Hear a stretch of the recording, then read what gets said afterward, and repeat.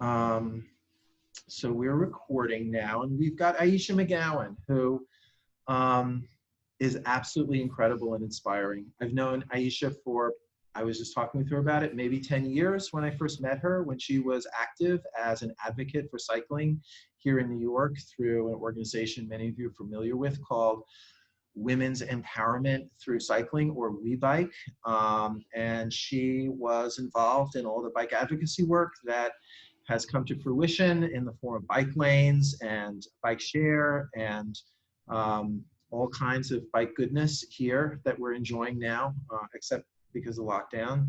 And then sometime after doing all of that, Ayesha got interested in racing. I guess she discovered a talent that she had. Maybe she didn't know she had, but it came out suddenly.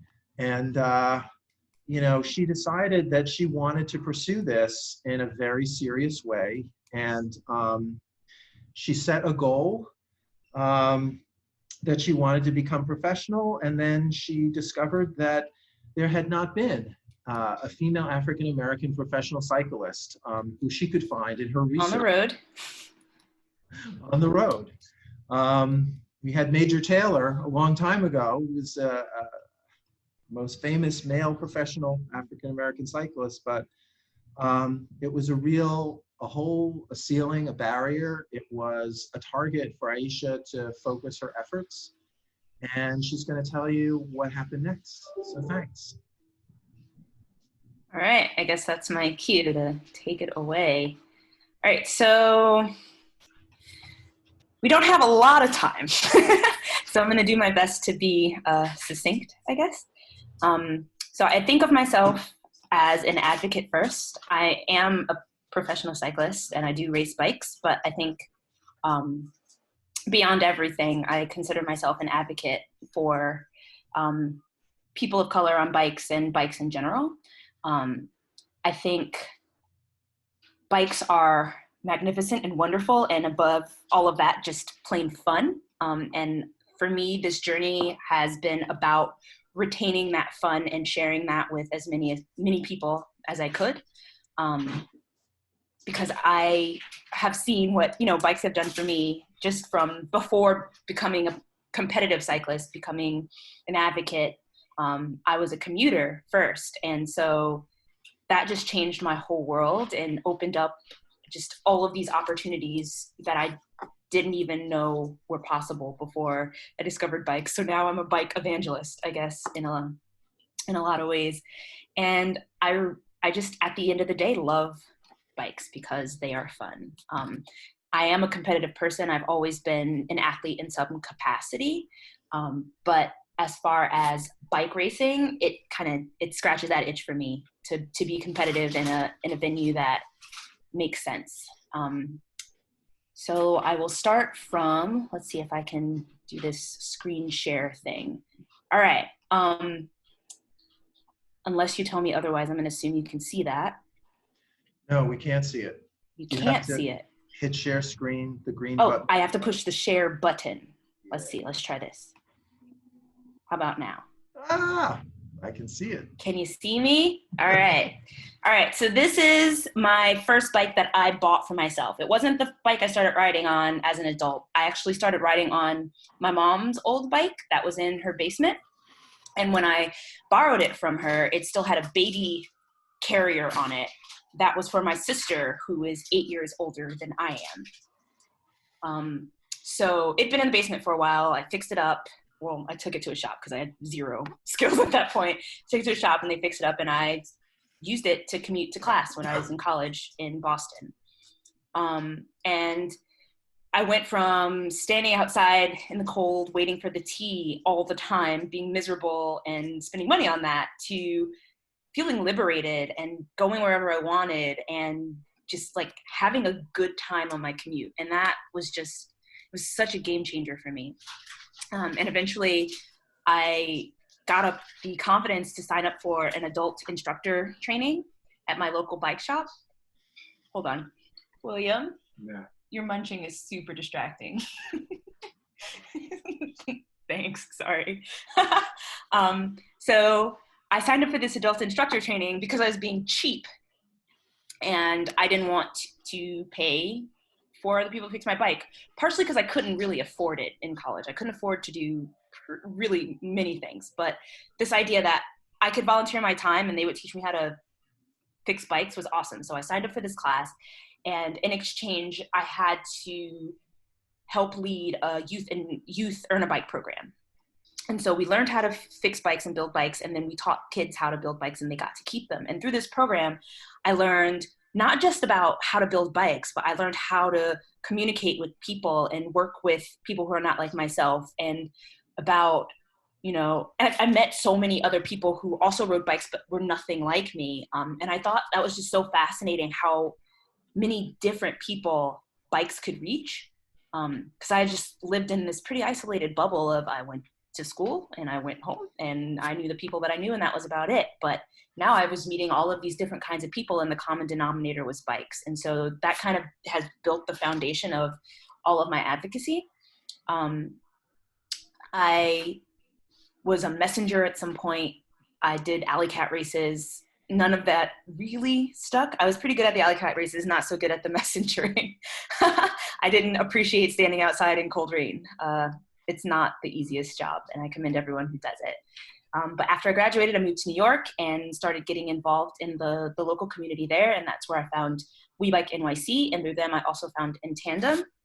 So let's see if I can give you another image here.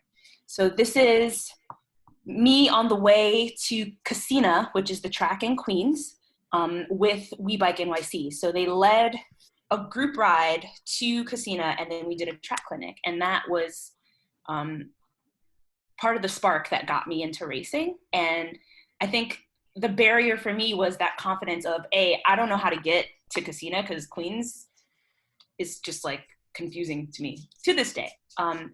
And also, I don't like doing things by myself most of the time. So it was really cool that I had this group of women that would ride with me and was willing to, help me get to the track and then put together this clinic so we could participate and learn all about competing at the track and how it worked. And it was actually really, it wasn't super complicated. And I thought that was really awesome. The clinic, if you've, when we're not in quarantine, they offer clinics at a Casina if you've never done one. It's really cool if you want to try the track and you never have. But I'd been doing alley cats and gold sprints and all kinds of unofficial racing. And so this was the first time that I was in why is everyone being so noisy? Emoji. Sorry. This is the first time that I was able to just go fast and feel safe at the same time. Like this was the venue for it. And so that was really exciting to me. And it was right around the time when the Red Hook Crit decided they were going to open a women's field. And if you're not familiar with the Red Hook Crit, it is basically a road criterium with fixed gear bikes, which means you can't backpedal track bikes. And so I was really excited about this, and it was in line with my, women's empowerment movement that I was part of, and the idea that they created the space just for women. I wanted to support it. So I decided I was going to train and prepare, and I was going to race the Red Hook Crit. And so I spent that winter getting ready. I had an old, this is clearly not my race bike, but I had an old 80s Merckx road, an 80s Mexico edition road bike that was just beautiful steel, this beautiful steel frame. And that was the road bike that I had. And we were training on 9W and just riding and doing whatever. And then when Red Hook came around, I decided I was going to jump in, and it was probably the worst day ever. That's me at Casina. So that's the Red Hook Crit. It was pouring rain, it was freezing, and halfway through the race, there was a huge crash and they had to stop it. They had to stop the race because someone got really, really hurt and they had to get them off the course. And this was my first race, and I was devastated. I left the course in tears, and I was just like shaking and cold, and they restarted the race, and I decided I did not want to go back out there. I had had enough. And I think for a lot of people that would have been their first and last race, but for me, I was annoyed. I was annoyed that this was my racing experience. And I knew that there was more for me there and that I could have so much fun if I was able to get over this hurdle. And so I decided I wanted to learn as much as possible and signed up for every clinic in New York City and did another track clinic. I did the road clinic at the park. And from there, I was just hooked. Where am I going? So there was another criterium that was shortly after. And so I decided I was going to prepare for that. And it was in Puerto Rico. And I was determined that I was not going to have a repeat of the Red Hook crit. I was not going to leave this race in tears. It did help that it was in Puerto Rico and the weather was absolutely gorgeous. It was perfect. But all of that aside, it ended well. I got my first podium and I was so stoked. And no, it's not a win, but just like that rush of like, man, like I did well, like I can do this if I just get outside of my own head. And that kind of became this theme throughout my whole career of just like getting outside of my own head, just not selling myself short and telling myself what I couldn't do before somebody else decided what I couldn't do for me. And I mean, it kept going. I built that confidence. I won a state championship, and that was really, really fun and really cool. Bill Montgomery convinced me to show up, even though I was just convinced that I shouldn't. And I'm glad I did, because, look, it worked out for me. But I think starting cycling in New York planted this seed of, like, healthy competition that I'm really glad I had. It was a very unique experience. I've raced all over the world at this point, and there's nothing quite like racing in New York City. There's nothing quite like a New York City park race or a Floyd Bennett Field race or just the community. But even still, with a wonderful New York City cycling scene, I noticed that the competition was mostly white folks. Like, there were more Black men or men of color in general, but there weren't a ton of women of color. And there definitely weren't very many Black women specifically. And so, I was doing my research and trying to figure out, like, where are they? Like, what is going on here? This is New York. We're a pretty diverse, area. And bikes seem to be able to reach all kinds of people. That's what I learned. So why was this competition? Why was competitive cycling different? And so I did my research and I couldn't find anybody else. And so I got this harebrained idea to do it myself. I was going to go pro, and I was 26 years old, living in Brooklyn, and decided overnight that I wanted to be a professional cyclist. It did not happen overnight. But I have not yet regretted this decision. I have not yet regretted this journey. And it has definitely been a long one. I think the common theme for most of it is that I just had to keep showing up. I've had a lot of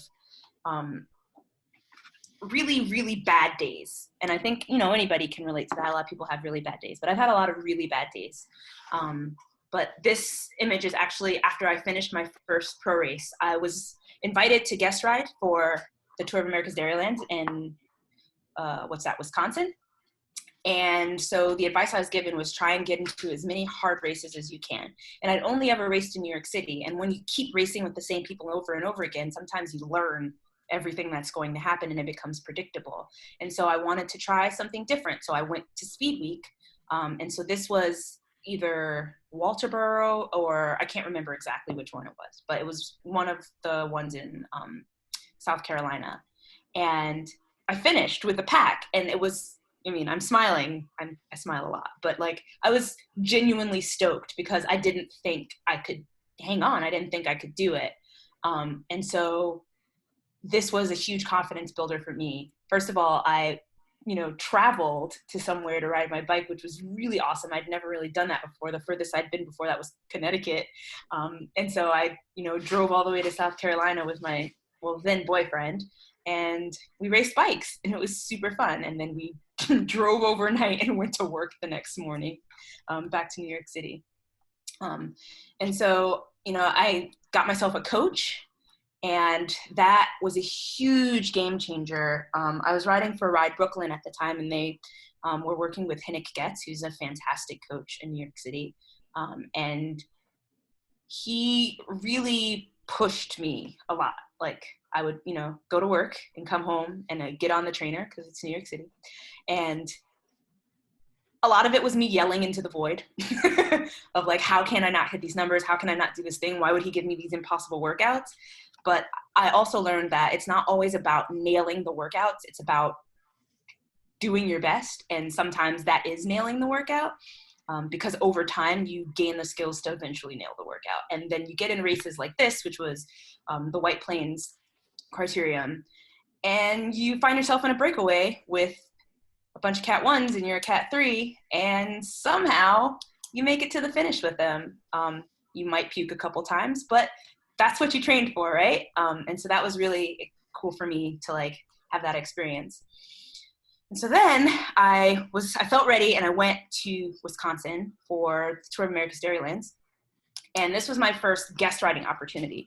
And guest riding is something I still do to this day.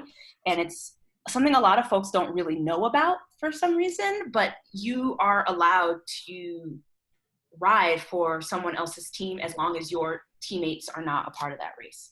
It's very complicated, and there's rules on the internet somewhere, but it's how I have been able to ride in so many high-level races without having a dedicated race team. And it's also made it easier for me to be flexible in the races that I want to do and the places that I want to go. And that's how I end up doing Redlands and Joe Martin and all of the big races every year.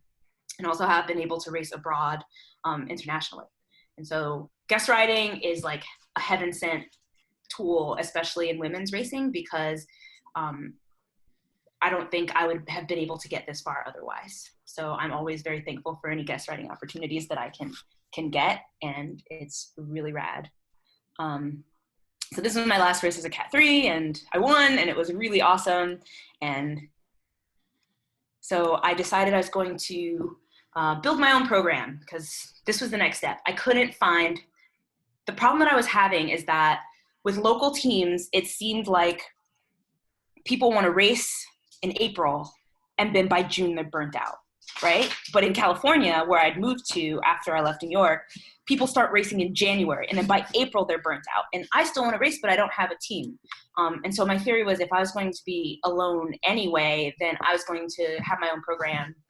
And luckily, my dog is having a hard time. I'm sorry. Emoji.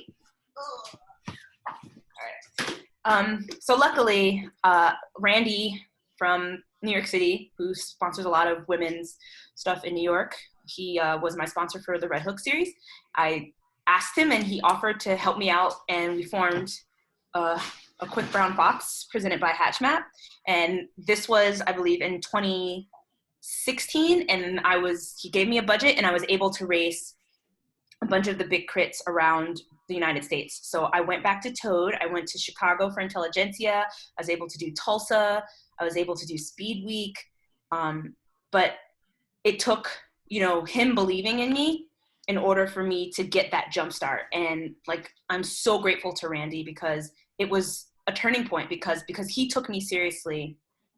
Other people took me seriously, and I was able to get my first sponsor, which was Cannondale. And that was really, really, really helpful, because racing bikes, as much as I was racing bikes, you go through things pretty easily. And it was nice to have the ability to, replace stuff when I broke it. Let's see.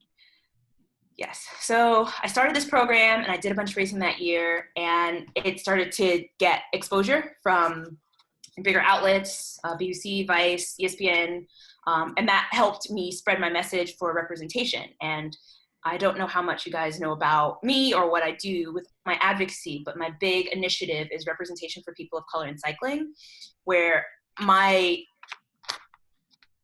theory, I guess, that I've proven over time is that a big reason why there aren't a lot of people of color in competitive cycling is because of how the cycling industry portrays what a cyclist is. And so there's not a lot of people who see themselves in that position or see themselves in that role.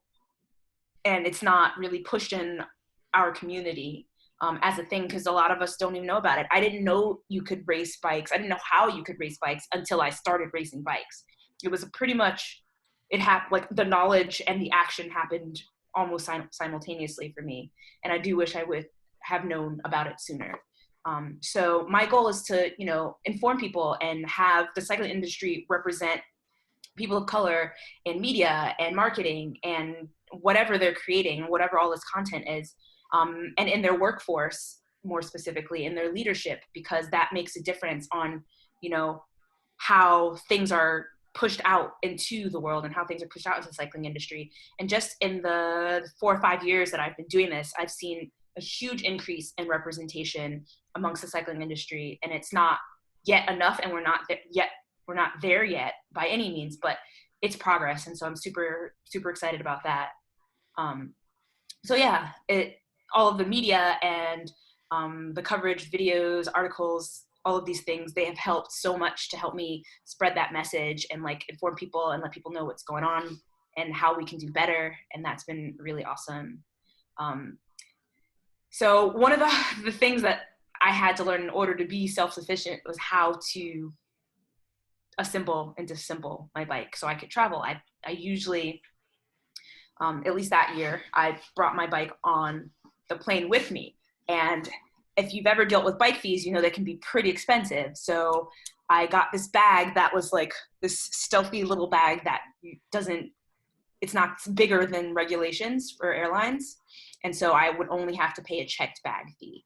And so I had to learn how to break down my bike and fit it into that tiny bag, which I learned, and it's been really, really useful.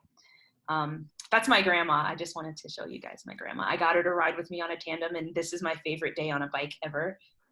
Not necessarily related to this whole bigger story, but this was in Atlanta. They invited me to come and be a part of the Bikeversary for Red Bike and Green, which is a national organization for Black folks on bikes, pretty much. And they have rides that are Black people only. If you identify as a Black person, you can participate in this ride.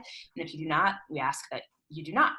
And safe spaces are super important, and I'm happy to talk about that if you have any questions about it. But Red Bike and Green is a fantastic organization, and I got to ride with my grandma, and that was really awesome. And in the spirit of also keeping bikes super fun, I make sure that I don't burn myself out just training and racing. I try and mix fun, like just pure fun into my year. And so this was a bike tour from San Francisco to San Diego. And it was great, just riding your bike down the coastline of California. And I've done that. I've done Ride Across Wisconsin, which is 178 miles. Well, they've changed the course. I have done the DK 200, which I will never do again because that's too much gravel in one day for me. But I was registered to do Steamboat this year. I don't know that it's going to happen. But yeah, I just like to mix it up because I don't want to get burnt out on bikes and then hate them, because that's like my worst nightmare. So yeah, that's in the Netherlands. It's with some familiar faces from Cannondale. So this was nationals, and that's me talking at the National Bike Summit when I presented my workshop on representation. And I invited my friend Sam to speak for herself in the conference, and so that was really, really unique. There's a magazine cover, which is pretty cool, and I still don't believe that's real, but that's cool. And now I ride for Liv. I signed my first pro contract this year. I rode with them last year as well, and they changed the terms for this year, and so I'm officially a professional cyclist, and that's really cool. This model of being kind of a privateer is more common in cyclocross because it's more of an individual sport. Road racing is definitely a team sport. I'm sure most of you are familiar with that, but with being very vocal as an advocate and other things, it's been really challenging finding a team. And also the shape of women's cycling, like we keep losing pro teams in the United States. They keep downsizing, we keep combining. And the ever-changing landscape means it's harder and harder to find spots and find space. So I created a space for myself, and it's been really, really awesome. I've only been able to really race once or twice this year. And that is such a bummer, for my first official pro season. But, if I stay at home, I'm hoping I'll get to race it another day. But it's been really, really cool being on this journey and seeing all the things that can change if you're persistent, and all the things you can do if you're persistent. Yeah, I think that's about it. As far as life in quarantine, it's not a whole lot going on around here. I'm home all the time. I ride on Zwift. I use my rollers. I don't necessarily use the smart trainer, even though I have one, because I find that more entertaining. I'm pretty bored of riding inside, to be honest with you, and I really, really, really want to ride outside, but I'm going to wait. I have a sourdough starter. I learned how to make bread. I bought an ice cream maker. So a lot of nothing is what I've been doing, and just working on, advocacy and bike stuff from this cozy spot in the corner. So yeah, that's about it. Thanks a lot, Ayesha. That was great. I love that whirlwind tour through the last, 6 years of your life. It's incredible. It's how much you've packed into such a short time. There's some great questions that are pending there. Okay. Before we go to them, and you can see them as well as I can, and I think you can just look at them and respond. But I did want to ask you to just touch on the podcast, which I haven't had a chance to hear all the episodes, but I've heard a couple, including some of my good friends like Laura. And always a riot, that one. Let people know that that the podcast is out there and what you're trying to do with that. And then also just talk a little bit about your work with In Tandem and some of the other projects you do in the advocacy space. Right. So I do have a website, which is aquickbrownfox.com. And so A Quick Brown Fox is kind of the platform with which I build my racing program, my advocacy, all of the things. And so as part of that, I have a podcast, which is called Quick Brown Foxes. And the idea is that I interview women of color and ask them how they got into bikes. Not necessarily cycling or racing or anything specific, just bikes. Like, how did you learn how to ride a bike, and like the journey from where that took you. And I've learned a lot from just asking people that simple question. And I wanted to give people exposure to so many different other women of color. I think I've been really good at, grabbing attention and getting media placements and creating content and all of that. But there's also this danger of tokenizing myself, because I'm not the only African-American woman who rides bikes. I'm not the only woman of color or the only Black woman that rides bikes. And so I wanted to interview mechanics and advocates and, just however you interact with bikes. And so I have that podcast, and I think it's pretty good. I enjoy doing it. So I hope people enjoy listening to it. And how would people find that podcast? You can find it on my website at aquickbrownfox.com. If you scroll down, you'll see the podcast, and you can. Okay. The other thing I'll say at this point is that you can maybe take the photo down, since it's just last photo and we get to see your face filling up the screen. Right. Thank you.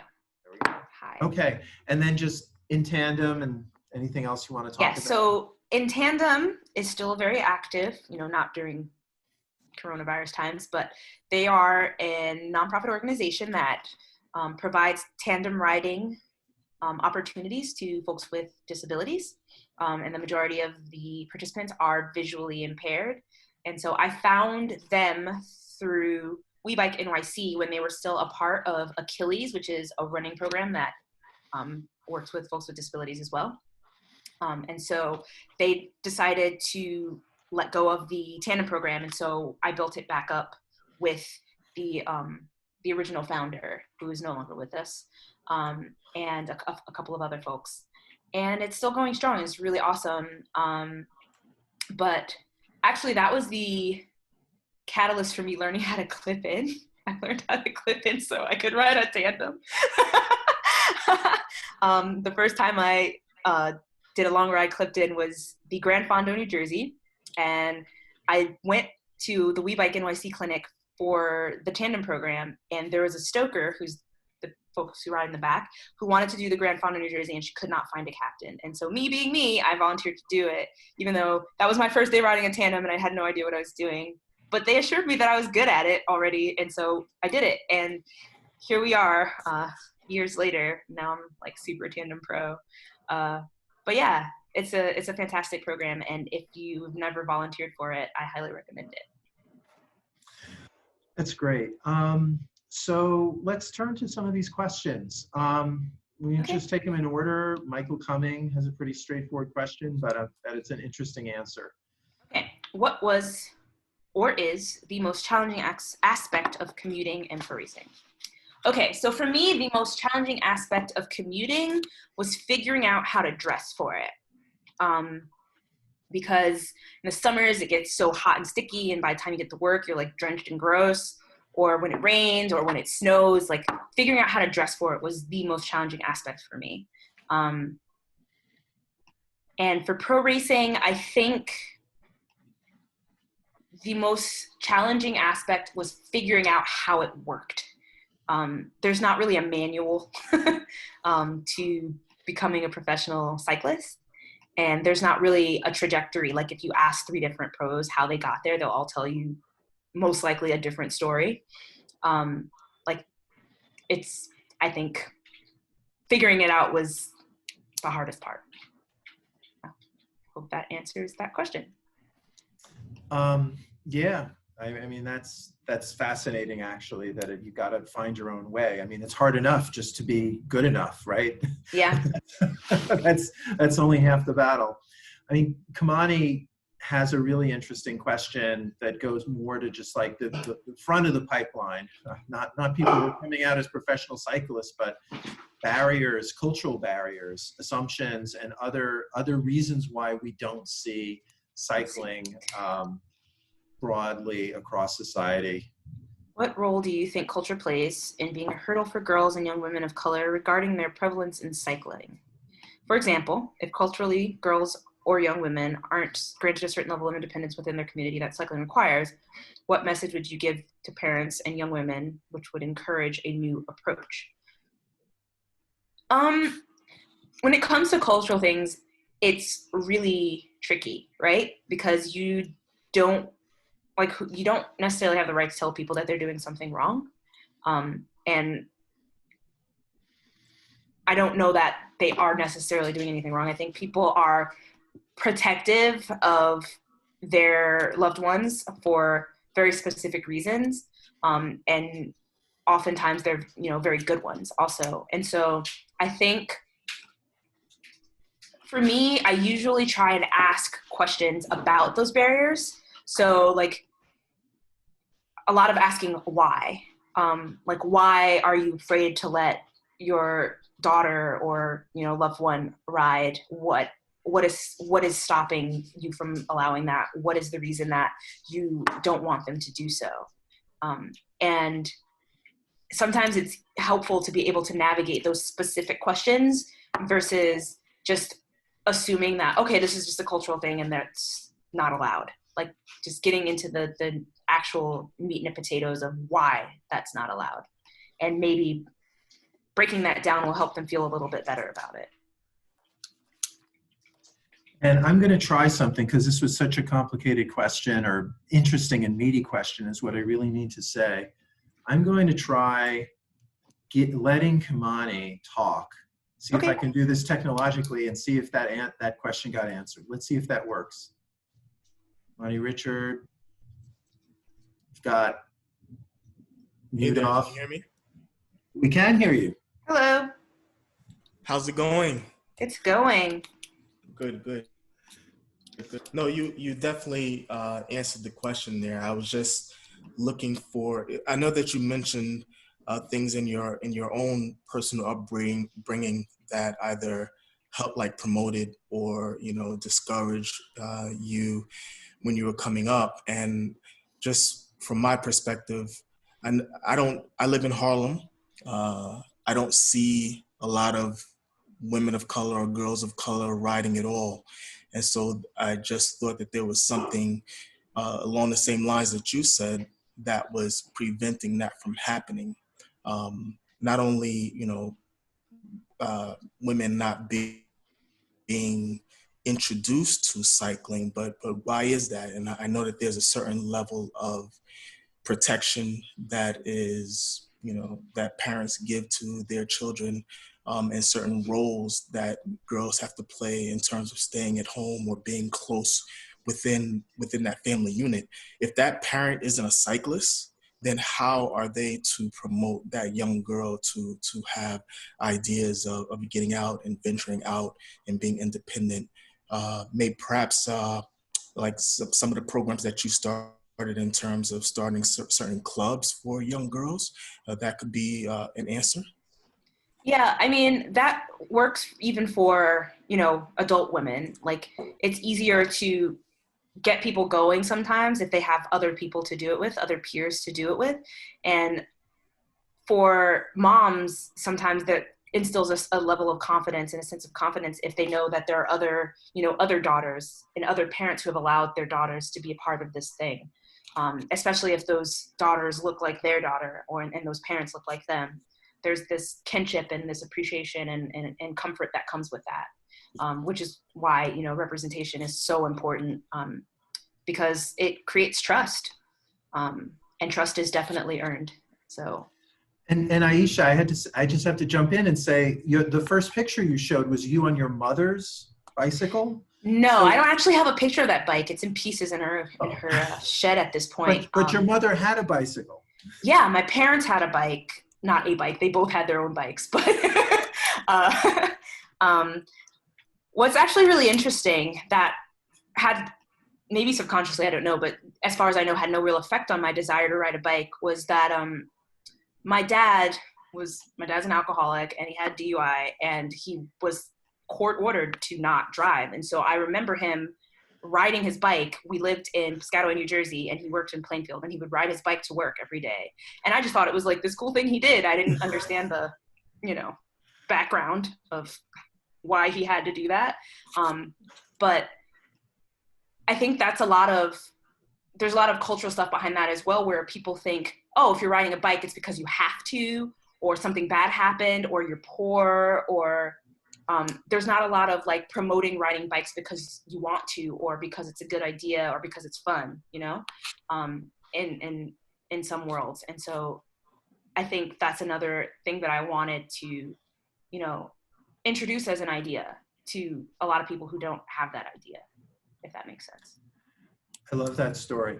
I'm gonna ask you at this point, because someone has posed a question and an observation. I'm gonna group them together from Teresa Tyler. You see the second and the fourth items, and okay. Are you still not able to train outdoors, even singularly? And women of color are riding more in the boroughs. They're doing so in clubs. Certainly the numbers could be higher, but there has been progress. For sure. That is for sure. The biggest issue that I have and why I attack representation specifically is because I don't think Black folks aren't riding. I don't think women of color aren't riding, people of color aren't riding. They're definitely riding. There's so many people of color that ride bikes and like love bikes and spend money on bikes and are having a great time. But you never get to see that, in the industry. It's like they target the same kind of folks all the time, even though that's not all the people that they're actually, selling bikes to. And so I don't think that's fair or okay. So yes, women of color are definitely riding more in the boroughs, and there's lots of little groups and clubs that have popped up even since I've left, which is really awesome, and it's really fantastic to see. And the answer to, am I allowed to ride outside? The answer is yes, I am allowed to ride outside. But my mom told me not to, and mom wins. Because if I ride outside and I get hurt, it's going to be the biggest I told you so ever, and I want nothing to do with that. And basically my reason for not running outside is to not overload the healthcare system. And I think Georgia, where I'm at, is like in the top 3 of like COVID deaths, and I want no part of that. But also I'm accident prone, and I always get hurt when I'm trying not to. I don't get hurt, bike racing. I get hurt like walking down the street, yes, but I feel like this is like the one time that if I'm like, oh, it'll be fine, it won't be fine, and I'm not willing to risk that. It's just not worth it, in my opinion. Okay, I've given Teresa the mic. This works so far so good, to see if she has any follow-up or thing to add. No, I agree 100%. I didn't even think about that because, I'm on, Facebook and a variety of chats or, different pages, and you see people posting pictures of injuries, and it's like, first, I don't want to see that, but then you make a good point because you can just go out on a simple cycle and then find yourself in the hospital with a whole bunch of people who are dealing with, COVID-19 and whatever have you, and then why subject yourself to that? So, that makes a lot of sense in terms of why you're not training now. And then the other point was more to kind of just ask, Kamani, I don't know if he meant asking on a professional level or if he just meant in terms of women of color being out there cycling. That was just to let him know that if I don't know if he has a daughter or, women of color, friends or whatever, but that if he just like gets on Facebook or, other social media, he'll find groups out there if it's just really about the camaraderie and being a part of groups where, people look like yourself and participating in bike rides, in a, safe environment. So that's where that comment came from. Yes. Yeah. Thank you. How hard was it for you to compete without team support?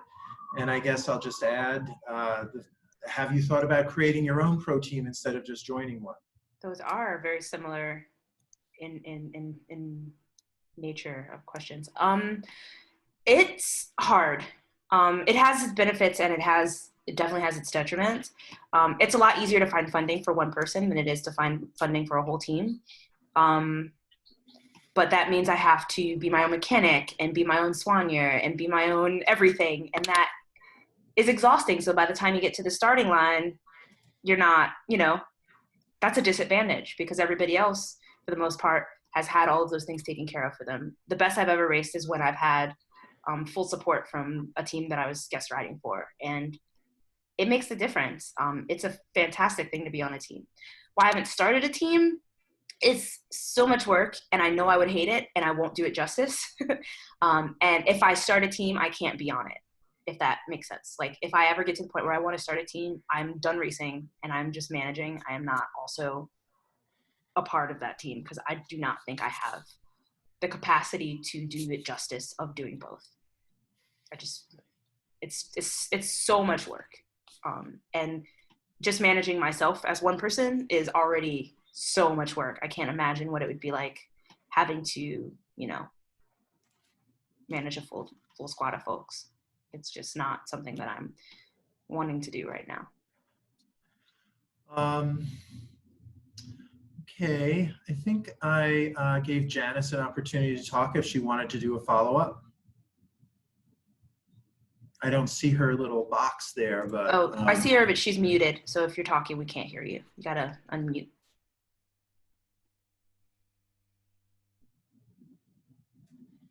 Okay, that's not working out. So what we're going to do is the other half of that question was from Michael Cumming. Look at this.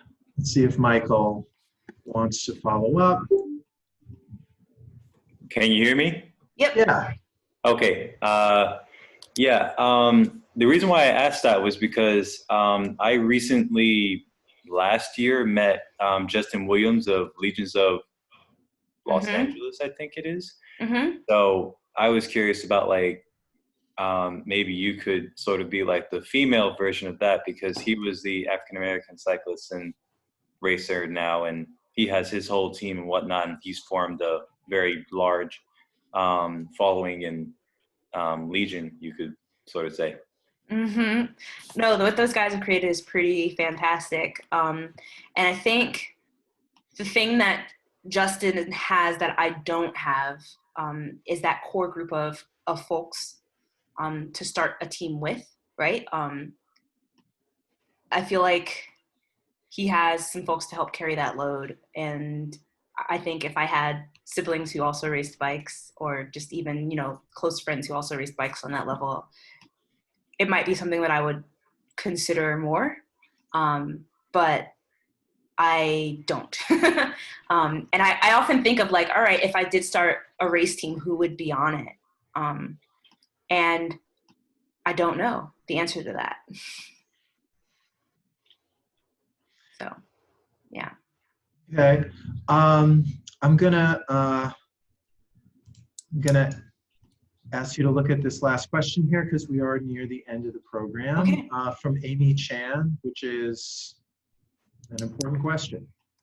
I can read, I promise. Have you encountered any harassment as a female Black cyclist, and how did you address that?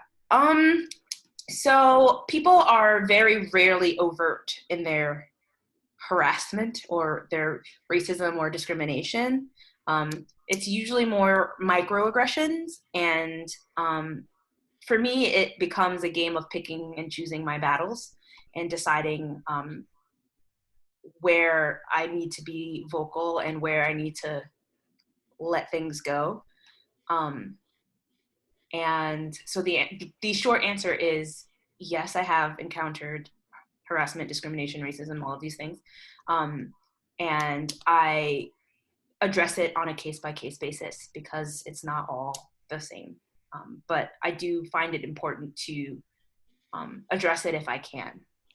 But it gets tricky when, with sponsors and accountability to certain things. And that's another reason why I've been very selective about joining teams, because I'm so vocal about certain things. And I feel as though, and things have happened in the past to remind me that I can be dispensable. And so if I give up my autonomy in the name of being on a specific team, then that means I might not be able to, stand up for myself when I need to, and stand up for people of color or whoever when I need to. And I don't want to give up that autonomy. It's very important that I'm able to speak up when I need to.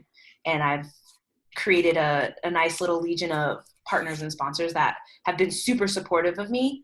And we've had some interactions that were not pleasant, and for the most part, they've been really, really good about allowing me to do what I needed to do to stand up for myself, and supporting me and standing up for me as well. So I think that answers your question.